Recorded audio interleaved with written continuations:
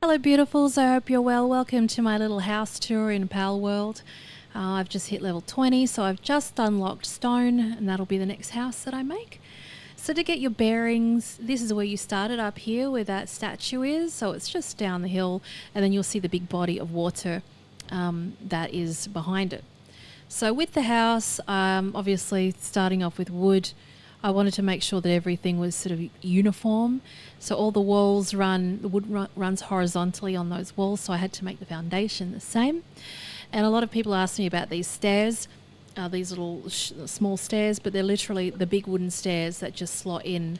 You said you might have to jiggle it around and see how that fits in. But anyway, a lot of vines that you can see that you can unlock also. So we've got the big vine there, the little vine, there's a horizontal one, which is super nice and just breaks up that sort of, super boxy, barren look to it. So you can see house plants around too, which you can unlock. See the little tables and chairs over there.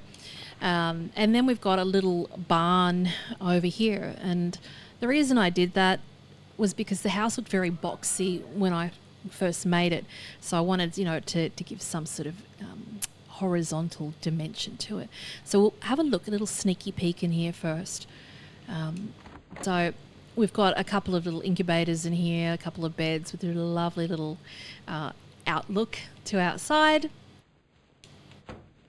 And then we're going to go into the house. So I wanted everything to be symmetrical.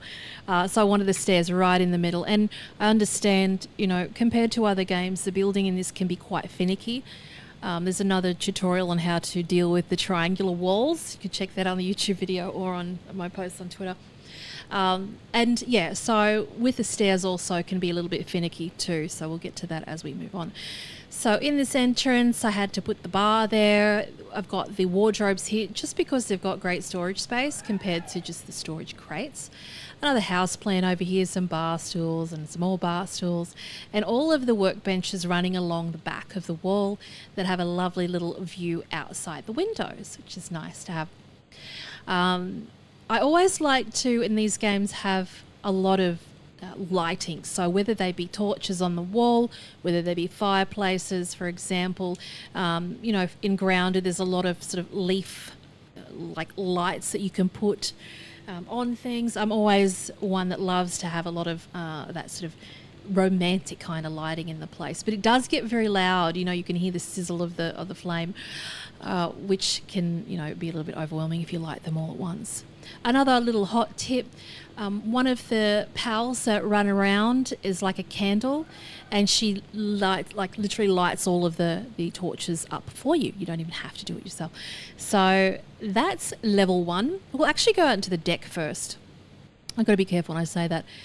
The deck, obviously, a lot of people just pick their location based on water features, which I do, and we'll get to the better view from up the top in a moment, but I really wanted that to hang sort of over the water, just like I have done on Grounded, just like I did on Minecraft, just like I did in Craftopia. It's always on the water, always decks everywhere, always these sort of romantic little table and chair settings, in the most loveliest location. So this little deck over here is not within the base's perimeter, as you can see the blue line there. So I just took all the wood over there and just made that separate. So it's still there, lovely. So along here there's just a few scattered vines, and we've got little single table and chairs there, and then we've got the little hot springs hot tub there, which I put some plants around too. And then up the top here we've got Broncherry on top of the statue, which I didn't expect. And I really wanted that there because you can see the house from so far away. It's wild. It just blew my mind when I was all the way across the other side of the map. I'm like, what is that? Oh, it's a house. So you can see so far in this game. It's quite surprising. So back to level 1. It's starting to look really nice because it's starting to get dark and we're starting to get that little glow to it. So we're going to go up the stairs, that nice balanced staircase in the middle, and then these triangle features, which I like. And I know a lot of people have had problems with that. I've made a little mini guide about that and why your triangles are facing the wrong way. Check that out. It's on YouTube and also on Twitter, epictreasurex on Twitter. You know where I am on YouTube, just Epic Treasure. So this deck looks again out onto the water. This looks absolutely stunning at night time, because just even the flame and the little bits and pieces light up that waterfall. It's just stunning. So that is this section, which I have not decorated yet. We're going to put all the beds in here, I think. Not really that many people just spend a lot of time in the beds in these games, but it's nice to have a little bedroom. So then there's the wraps around this side, and this wraps around to the top deck. A nice little view here too. And this part of this house runs out, because this is more like an internal, external, ignore all the creatures that are sick, internal, external area. And this is a little guest house also, because remember the barn thing is downstairs. So this is a little guest spot in here. We can overlook the little creatures down there and watch over the incubation. Not really, it not that anybody would do that, but it's just a nice little idea anyway. So as we can see, up here is my little secret loft. This has just got one bed in it where I can hide away. I didn't mean to lie down there. And that's got a view out the front of the house too. See what's going on down there. And you can jump through the roof sometimes. So that's my little secret loft there. So this is another little indoor-outdoor section, just for storage or whatever. A nice little place to hide and just put your little knickknacks there. I think I might actually put a bit of a roof there too. Yeah. But sometimes, I don't know, sometimes things can jut out and they can look a little bit jarring. But I know a lot of people have tried to close their lofts in, for example. So if we try and put this wooden roof here, it's not going to fit, because their staircase obviously is eating into a portion of that, and they haven't made it in a way that sort of clicks it in. So I know a lot of people are trying to close a lot of things in, but a lot of it is not possible. But the triangle features of the walls are definitely doable, and that's just how... dependent on how those walls are. So let's, for example, say that you're trying to put this triangle on this wall and it's back the front, and you can't get that triangle to fit in the slot. It's going to be the wall underneath it. It's facing the wrong way. So break that wall down, spin it around, and then your triangle will go on there just fine. So all this section needs to be done. And then we've got this deck here where we get a little bit higher.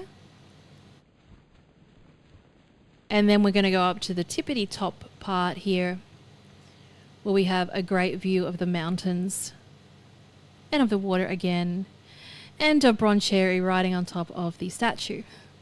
So that is the house. We'll have a little shot of it from the back. But before I do that, there's the logging camp, there's the sort of quarry.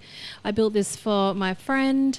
You could actually put like key codes on these doors, which is wild, and also the storage crates.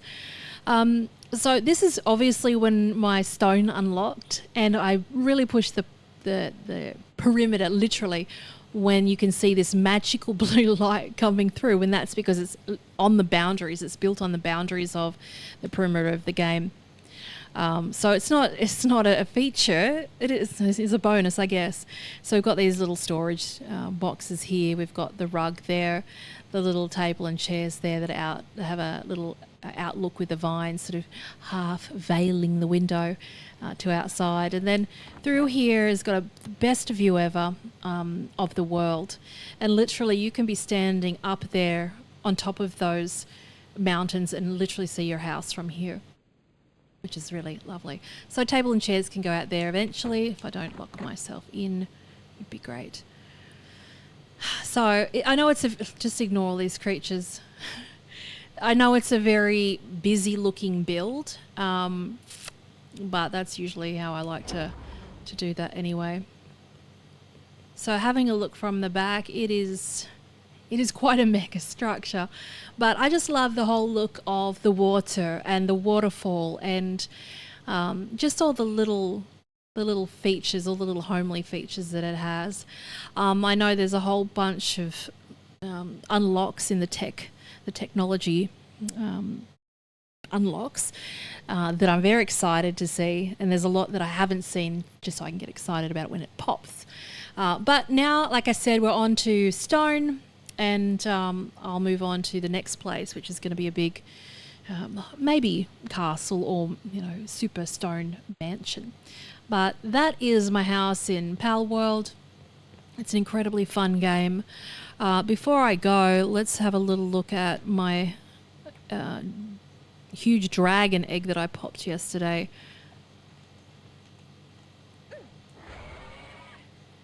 And I'll make a little video on how to get him.